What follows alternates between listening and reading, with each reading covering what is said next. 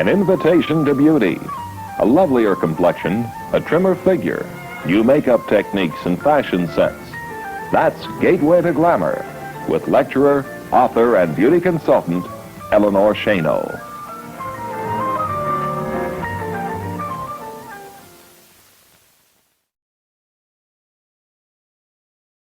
The objective of this program is to help you develop a new sense of beauty within yourself.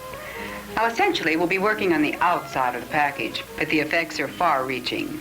A smoother, clearer complexion, a slimmer, trimmer figure, new fashion sense. They all combine to give you that inner feeling of confidence, which incidentally is the true mark of a beautiful woman. So our project is to take you apart, examine the pieces under a microscope, and then put it all back together in a prettier package. So step right up to the nearest full-length mirror. This you have to do all by yourself in your own private world. It's the only way you'll ever be able to peel off the mask and get to know the real you. Now, we said examine the pieces. That means jump out of your skin and take a truly long, honest, and objective look at the female in your looking glass. Let's zero in on the architecture first. How does your posture check out? Not just from the front view, but from the side and from the rear. Now, there are lots of simple little tricks that can improve your posture and your figure instantly. I want to show you one right now. Just use any empty section of wall. We're going to concentrate on the middle area because this is the pivotal point that balances the weight of your entire body. I want you to stand and press the lower part of your back against the wall. Now, your heels will be comfortably positioned about 2 inches from the base of the wall. Now, in this position, press the lower curve of your back against the wall. Now, as you do this, you'll find that the normal tendency is to tilt your body just a bit forward. Your chest will come high, your head high, and now we're going to press the abdominal muscles into the wall tightly. Now, take a deep breath. In this position, walk away from the wall. A brand new posture may feel a little uncomfortable at first, but that's just because you're not used to it. You'll look taller and slimmer. That simple posture exercise can take as much as 2 inches from your middle. Now, one other little tip that you can practice anywhere you are at any time of day, because this one only requires a vivid imagination. Just imagine that there's a little man way up there, and the man has a string that's attached to your chin. And all day long, the man's pulling the string. Now, this will make you hold your chin up high. And if you have your chin held high so that it's parallel with the floor, it's impossible to let the rest of your body slump. Just try it. And you'll have new, beautiful posture that will become such a part of you that it will enhance your appearance for the rest of your life. Stop and think. How long has it been since you've looked at yourself in a full-length mirror? Oh, perhaps this morning when you stopped by long enough for a swish of lipstick or a flick of the hairbrush. That's not what I mean. How long has it been since you've really seen yourself? Look closely enough to see perhaps if your coloring has changed, or that last year's hairdo doesn't go with this year's silhouette. Or maybe something new has been added, like an inch of flab around the middle. The point is this: we change. Every day a little, and every year a lot. You know, change can be for the better. And now that you've entered the Gateway to Glamour, I'm going to share with you some of the beauty secrets I've learned from the world's most glamorous women. Now, one thing I know, they're all totally honest with themselves. Oh, they check in with the mirror and the tape measure and the scale frequently. Now, if you haven't had the courage to do that lately, the time is right now. Because let's face it, you can never solve a problem until you know it exists. Maybe you've envied the women who sign up for those expensive charm classes or frequent the famous beauty farms. Well, that's why we're here. We're going to prod you about your figure, show you all of the latest techniques in skincare and makeup. We'll even exercise with you, and we'll show you how you can become a real fashion trendsetter. But just like the women who spend thousands of dollars, the real work is up to you. Let's face it, nobody can do it for you. So hop on the scale and weigh in. And not tomorrow. You got to do it today. Okay, now reach for the tape measure. We'll measure the bust line first. Now measure the fullest part of the bust with the tape held securely under your arms. Now the waistline. Now here, pull the tape firmly, but not too tight. Hips next. Again, measure the fullest part. You know the old saying, your bust and hips should be exactly the same, and your waistline 10 inches smaller. It still holds true. Oh, no, you don't. You can't give up now. We've only begun. We've designed a program to help you become a lovelier, more vitally alive person than you ever dreamed possible. And it doesn't take much time. You know, examining the package is half the job. Now that you've done that, get yourself a secret little notebook and write down all of the things that you see that need improvement. You know, as I've said before, beauty today is merely a matter of putting your mind to it. And we're going to show you how you can become an expert right there in your own private world. Your first lesson is to get to know yourself and learn to appreciate yourself. After all, you're a unique and special individual. There's no one in the whole world exactly like you. So please accept my first challenge. Do you dare to be beautiful and be yourself? A beautiful woman radiates from within. Her complexion glows, her eyes shine.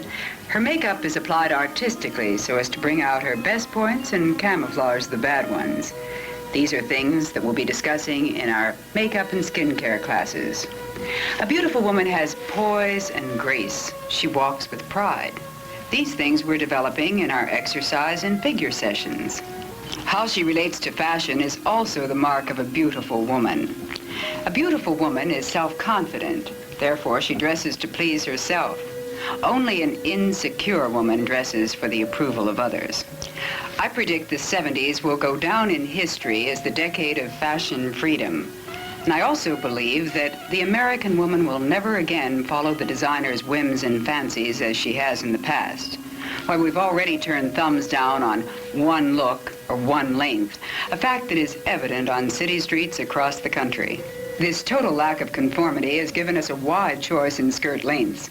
Think back to the mini, the midi, the maxi. Anything goes if it looks well on you. You can select from pants that are belled, culottes, stretched to the ankle, or shortened to the hip bone. What it all amounts to is this. No longer must you compromise your own identity in order to be chic and fashionable. It's a whole new ballgame, and you're calling the plays.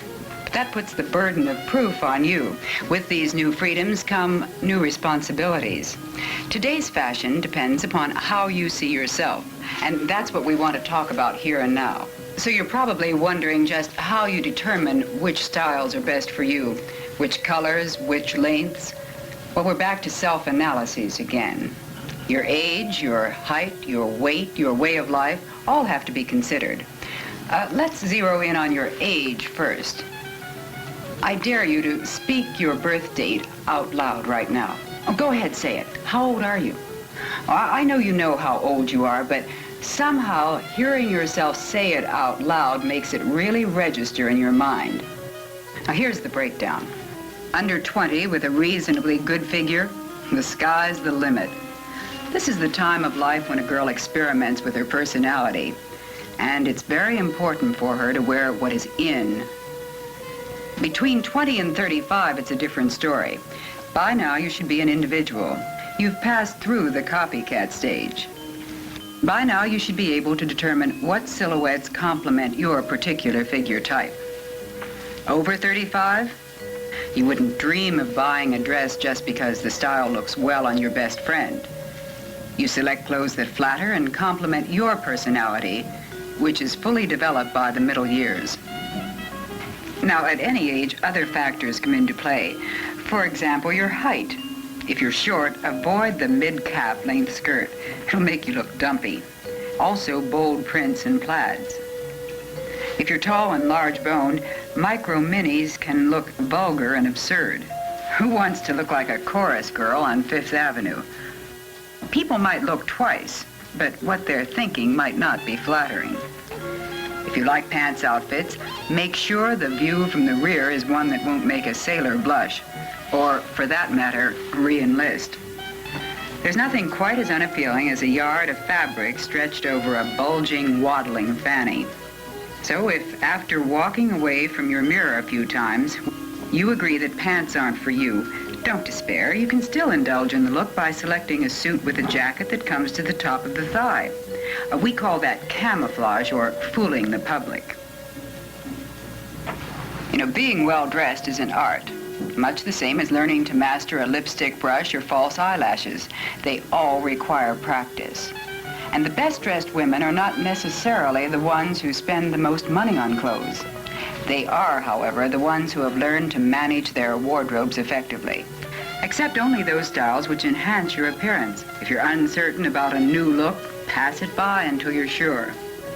As a nation, we have become obsessed with youth, and it's all so foolish. After all, the longer you live, the more you know. Therefore, the better you can look if you really care.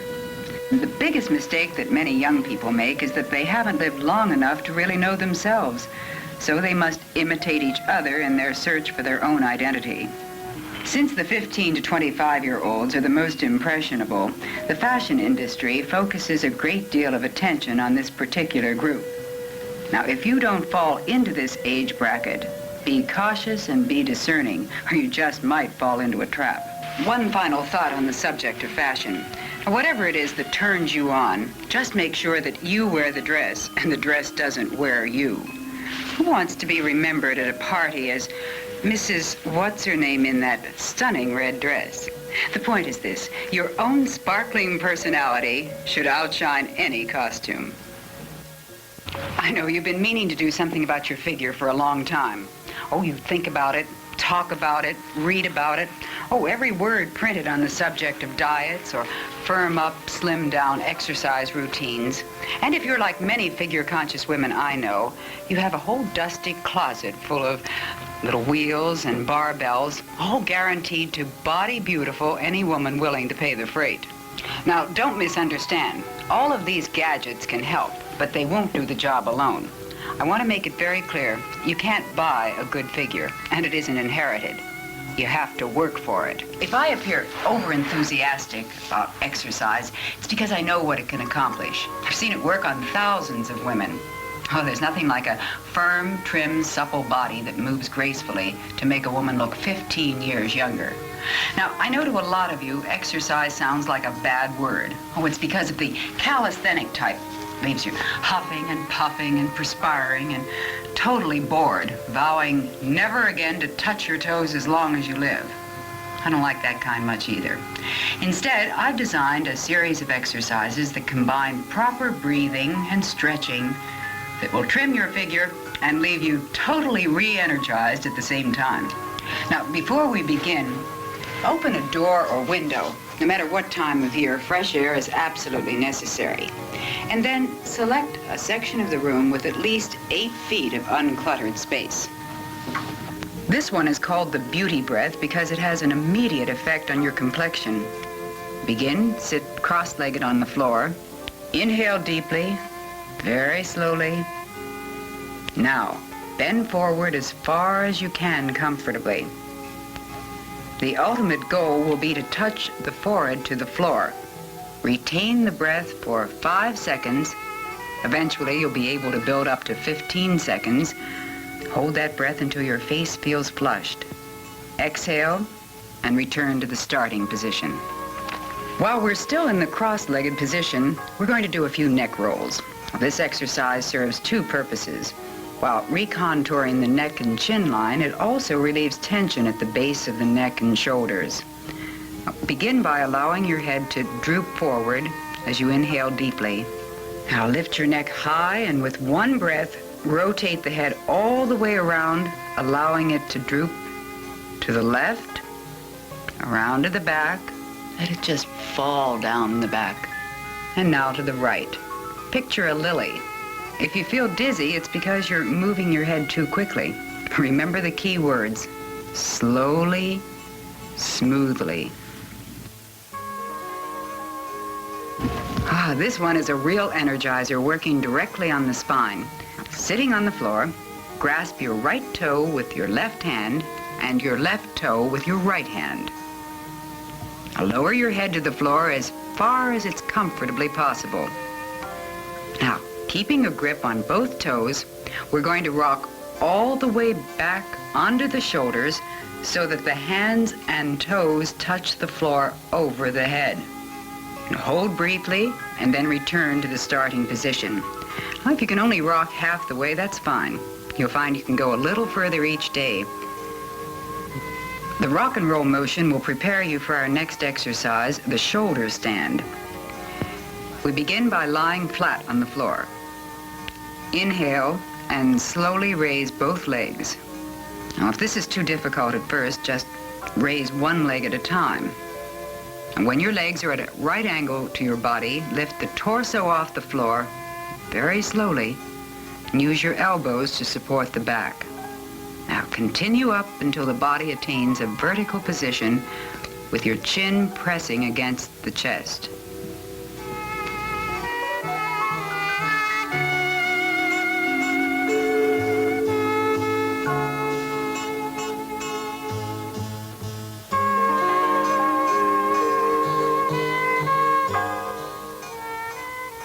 A variation of this exercise is often called the hangover pose, not only because your feet are hanging over the head, but because it's beneficial even when you're not feeling the greatest. Lying on your back, press your palms against the floor and raise both legs. Now we're going to go into the shoulder stand, and then with slow, deliberate, complete control, we'll bring both legs all the way over the head until the toes touch the floor behind. Now, it's important to remember that the slower you do this motion, the more beneficial it will be. Now, this exercise is well worth any effort involved since the benefits are almost too numerous to mention.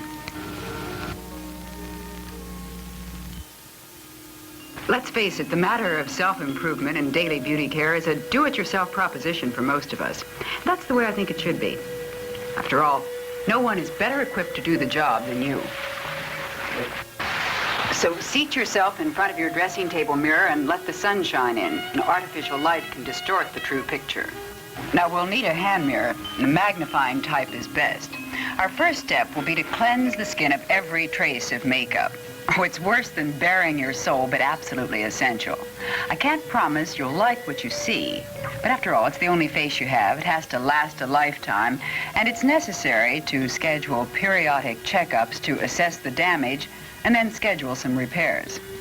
While soap and water is best for teens with their excessively oily skin, I feel that any woman over 25 will benefit from using a cleansing cream, tissue, and fingertips instead of a washcloth. Now, there are hundreds of preparations on the market. Just pick the one you like best and stick to it. I prefer the water-soluble type. Now it's time to get down to business. Pull your hair back with a band or scarf. Apply a dab of cleansing cream to the forehead, nose, chin, and both cheeks. Now, with excess still on your fingertips, begin to massage the cream into the throat, working in a circular motion up and out toward the hairline. Never pull down. That'll break down the delicate facial tissue. Always up and out. Use light but firm strokes, except when you reach the area around the eye. Here, only a feather touch will do. Now, tissue, tissue, and more tissue. Go over your face from throat to forehead. Now for the next step in the cleansing routine. Take a cotton ball, saturate it with your favorite skin toner or astringent, or use ordinary witch hazel. This is the moment of truth. Examine the surface first. Is it oily? Is it normal or dry? Look for any change in skin coloring, skin texture. Look for blemishes or tiny little lines and wrinkles you didn't notice the last time you held up your magnifying glass. But remember, even the best paint won't cover a cracked wall. So let's concentrate on smoothing and treating the surface before we move on to the art of makeup. If the subject for discussion is makeup, you might as well start from scratch. And believe me, any woman can become an artist with practice in front of her dressing table mirror. Always begin by applying a thin film of a good moisture lotion. This is the same kind of protection for your face as the glove on your hand. Use the 5-dot method: forehead, nose, chin, and both cheeks. The excess on the fingertips are applied to the throat line. Every trade has tools, and the makeup artist has hers. Now, aside from the obvious essentials, my most important ones are lots of tissue, lots of cotton, lots of brushes, the kind for your eyes, lips, and blush. Be cautious in selecting your makeup foundation. You can choose from cream, liquid, or pancake. Your own skin type and the effect you want to achieve should be your guide. Now, I prefer a liquid. It's easy to apply and gives a natural finish. If you're uncertain about the proper shade, engage the help of a trained sales clerk at the cosmetic counter. Remember, your complexion tone changes with the season, so double check that the shade you're using right now isn't too dark or too light. Now, after each step, blot with tissue and move on. I always apply cheek color next. Maybe it's because it does more for my morale than any other cosmetic. Again, you have a choice of cake, cream, or liquid. Or there's the new popular compressed powder types. My real choice is the creamy rouge. When applying any color, reach for the highest point of your cheekbone, use the center finger, and blend carefully up and out toward the ear. Now again, blot with tissue. And now the eyes have it. Determine the correct shape of your brow by using a pencil. The inner corner starts exactly above the inner corner of the eye. Determine the outer corner of the brow by placing a pencil in a line so it touches the outer corner of the nostril. Brush your brows into a natural shape, and with light, short strokes and a very soft pencil, fill in where nature is forgotten. Now, if you wear eyeshadow, select a shade to enhance your eyes and face. Never pick a shade to match a certain dress. An eyeliner also adds depth to the eye. Start 1/4 inch from the inner corner. Draw a narrow line as close to the upper lashes as possible, but never beyond the outer corner. Apply your mascara to the upper lashes using a wand or a brush. And to make a mascara appear darker, wait until the first coat is dried. Apply a light dusting of powder and re-mascara. Now we're ready to powder. Press on loose powder from the forehead to the chin, right down the center of the face only. Powdering the entire face gives the artificial mask look, and it also exaggerates any lines or wrinkles you may have. Remove excess powder with cotton. And the final step is lipstick. I'm amazed that some women still manage to paint a pretty mouth without a brush. If you've never managed the art of mastering a lip brush, make it your project of the week. It takes practice, but it's well worth it. When you begin, make certain you have a steady hand by resting one elbow on the dressing table. And after you become adept at handling the lip brush, you can then begin to practice with altering the shape of your mouth. That way you can paint your happiest expression.